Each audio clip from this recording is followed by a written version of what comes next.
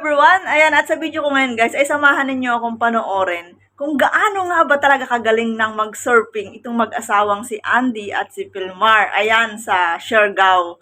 So ayan guys, anyway, kung hindi ka pa nakasubscribe sa akin channel, please subscribe. Tats Pusong Palaban, ang isyusera ng bayan. Samahan nyo ako guys, panoorin natin ang napakagaling na couple na ito. Talaga ng sa kanilang surfing date. Ayan, meron silang surfing date na bonding nilang mag-couple. So, let's find out. So, ito na. Ay, meron pa siyang good luck kiss. Siyempre, napakaswerte talaga ng mag-asawa na to. Napakasaya ng buhay nila. So, ayan, pupunta sila doon. So, ayun guys, si Pilmar. Ayan, ito si Pilmar. Galing! Para lang talaga nakikipaglaro sa aalo, no? Kasi ito si Andy, medyo madilim lang ng konti, pero si Andy to guys. Napakahusay na rin talaga.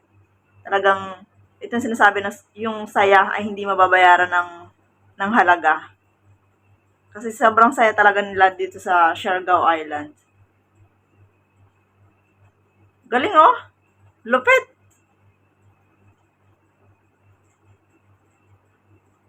Lupit talaga guys, no? Para ka nakikipaghabulan sa mga alon, sa malalaking alon. Ang galing. Nakakatuwa. Wow! Ang galing talaga, grabe. Woo! Galing.